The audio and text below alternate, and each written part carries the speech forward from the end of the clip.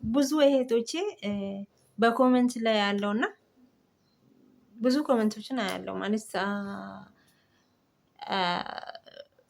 በቃ እኔ እኮ እድሜ ሄደ መውለድ እኮ አልችልም፣ እድሜ 40 ነው መውለድ እችላለሁ ወይ ምናምን የምትሉ አላችሁ። እና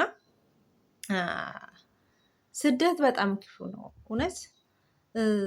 እኔ እኮ 42 ሆኖኛል አሁን ገብቼ መውለድ እፈልጋለሁ ምናምን የሚሉ በጣም ብዙ ናቸው። እና ስደት ማለት እድሜያችንን ነው የሚበላ። ስደት በጣም ከባድ ነው እህቶቼ በእውነት። ለምሳሌ አሁን ለ2 አመት ነው የሚሰራ፣ ከ2 አመት በኋላ ሀገሬ መግባት ፈልጋለሁ ብላችሁ አስባችሁ ከዛም በኋላ ምንድነው የምትፈልጉት ነገር ሳይሞላላችሁ ሲቀር አይ በቃ 1 አመት ልጨምር ትላላችሁ። 1 አመት ሲጨምሩ ደግሞ ምንድነው 3 አመት ሆነ። 3 አመት ከሆነ በኋላ ደግሞ የሚጎል ነገር አለ። ገባችሁ አይደለ? 3 አመት ላይም አልተሟላም። እሱንም እስከ 1 አመት ልጨምርና 4 አመት አድርጌ ልግባ፣ ይሄ ነገር አልተሟላልኝም ትላላችሁ። እውነቴን ነው የምለው ብዙ እህቶች ከኔም ጭምር ማለት ነው። ገባችሁ አይደለ? ከዛ መሀል ምንድነው የሚሆነው? እድሜያችንም እንደዛ እየጨመረ ነው የሚሄደው። ገባችሁ አይደለ? ወይም ልጅ ሳንወልድ ቤተሰብ ሳንመሰረት እና ብዙ ነገር ማለት ነው። ከዛ ምንድነው 4 አመትም ሆነ ድጋሚ አሁንም ያልተሟላ ነገር አለ፣ የጎደለን ነገር አለ።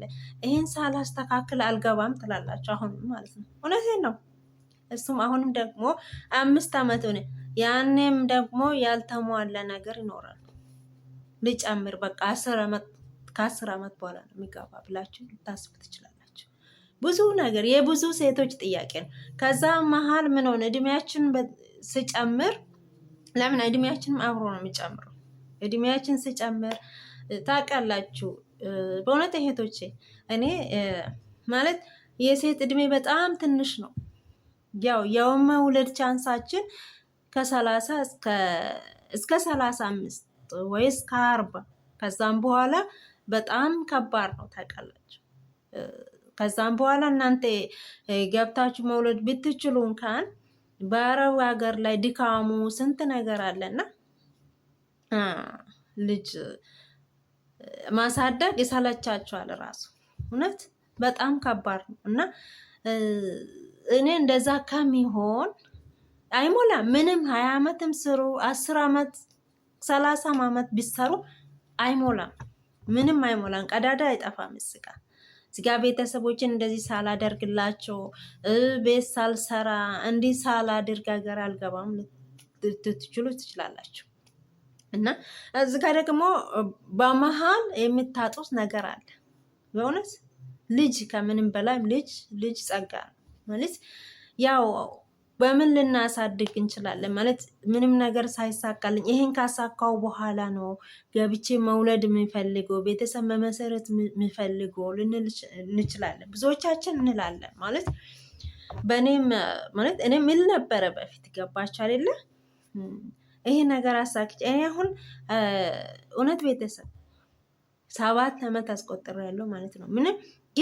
ምንም ነገር ያሳካሁት ነገር የለም። ምንም የተሟላልኝ ነገር የለም። ጎደሎ እንዳለው ነው። ገባችሁ አይደለ? ምንም ትንሽ ባሳካው እንኳን እንዳለ ሞልቶ እንትን ያለ ነገር የለም።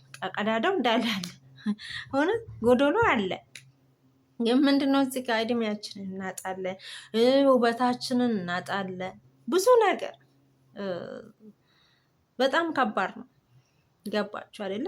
እዚህ ጋር የምንቆጥረው ብር ብዙ ሊሆን ይችላል። እዛ ሲገባ ግን ምንም ላይ አይውሉም። ገባችሁ አይደለ? ወይን እነሱ ካልከፈታችሁበት የሆነ ነገር በቃ ኢትዮጵያ ሆኖ ታማኝ ወይ የሆነ ሰው ሱቅ ከፍቶላችሁ ካልጠበቃችሁ በቃ እዛም ሄዳችሁ ግራ ነው የሚገባችሁ እና ስልችት ትላችሁና ደግሞ ተመልሳችሁ ትመጣላችሁ። እዛም ብትሄዱ ማለት ነው። ለምን የምትሰሩት ነገር ብርም ቢኖር የምትሰሩት ነገር ካላወቃችሁበት ትርፉ ተመልሶ ምንድነው ስደት ነው።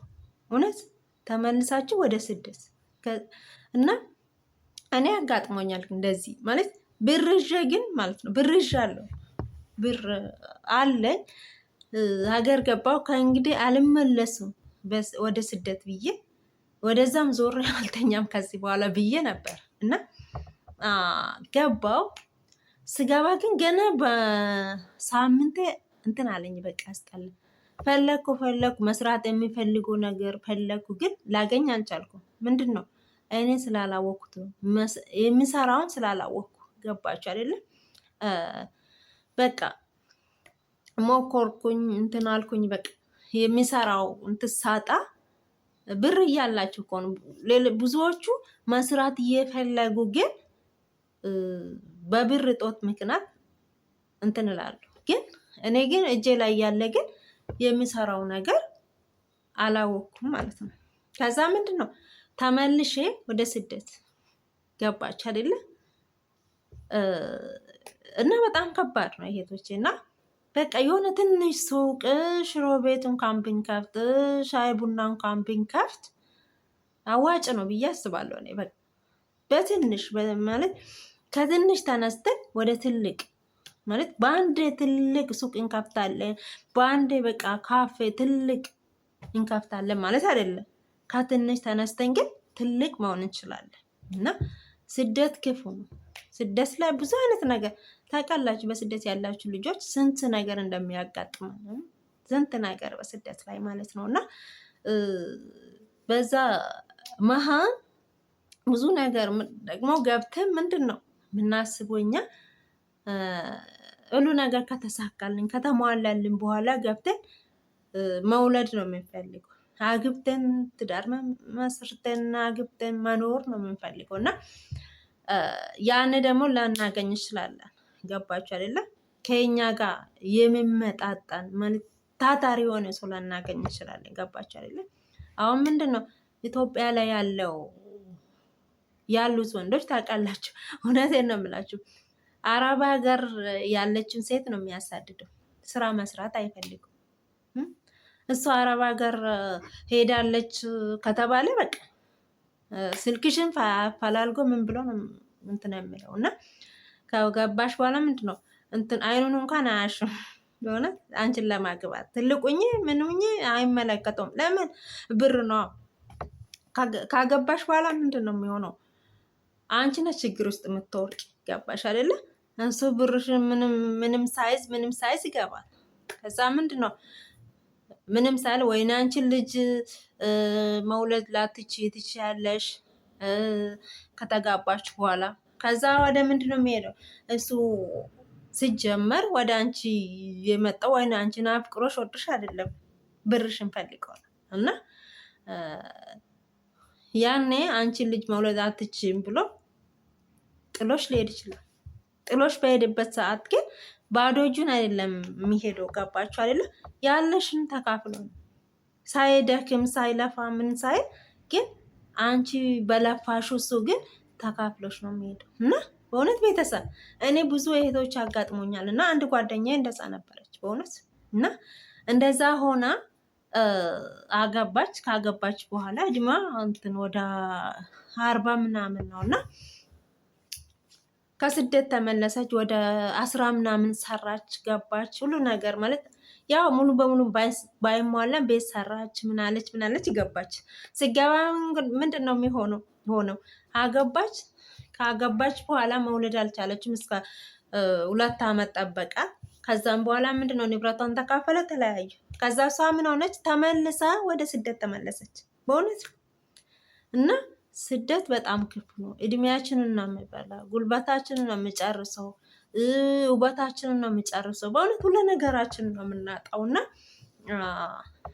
በተቻለ መጠን በትንሹ ሰርተን 2 ዓመት 3 ዓመት 4 ዓመት ሰርተን ወይም 5 ዓመት ሰርተን ገብተን ትዳር ይዘን አግብተን ወይም 1-2 ልጅ ወልደን እንኳን ብንመለስ ጥሩ ነው የምለው። ለምንድን ነው እዚህ ጋር ልጅ ከሌለ ለምንድን ነው ለማን ነው የምንለፋው? እኛ እዚህ ጋር ለአንድ ራሳችን አይደለም። ለአንድ ራሳችንማ ምንም ኢትዮጵያ ውስጥም ደክመን ሰርተን መኖር እንችላለን እኮ። ነገ ጥሩ ደረጃ ላይ ደርሳለሁ፣ እለወጣለሁ፣ ቤተሰብ መሰርታለሁ፣ አገባለሁ፣ ወልዳለሁ ብለን አይደለም እና እሱንም ደግሞ እዚህ በስደት ላይ እሱንም ሀተን ራሳችን ብቻ በሰራ ነው ያከማቸነውን ገንዘብ ወይ ደግሞ እንትን ለማን ነው የምንለፋው? ለማን ይሆናል? ለራሳችን ለአንድ ራሳችን ብቻ እንትን መድከም አስፈላጊ ነው ብዬ አላስብም። በእውነት ምንም ከጎናችን ሰው ከሌለ እውነት ቢያንስ አንድ ልጅ እንኳን ብንወልድ ነገ ወይ የምንለፋው ለልጃችን ብለን ነው ብለን እናስባለን። እና ቤተሰብ በዚህ አጋጣሚ በጣም ሞቀስ ነው። በዚህ ሰዓት በጣም ይሞቃል። ፊቴ ራሱ ላብ ሆኗል ቤተሰብ። እና ይሄ ነው እኔ የምለው ቤተሰብ። በእውነት እናንተ ምንድነው አስተያየታችሁን ስጡኝ። እና እኔ ማለት ብዙ ቤቶችን እንደዚህ እንትን እላለሁ እመክራለሁ።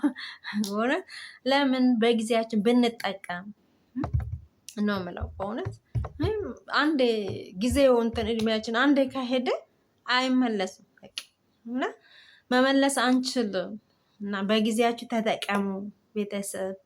እውነት እድሜ ይሄዳል። ልጅ ደግሞ ጸጋ ነው፣ በረከት ነው። ልጅ ራሱ እኮ በረከትን ይዞ ይመጣል። እውነት እና ይሄ ነው ቤተሰብ። ሰብስክራይብ በማድረግ ተባበሩኝ እና ሰላም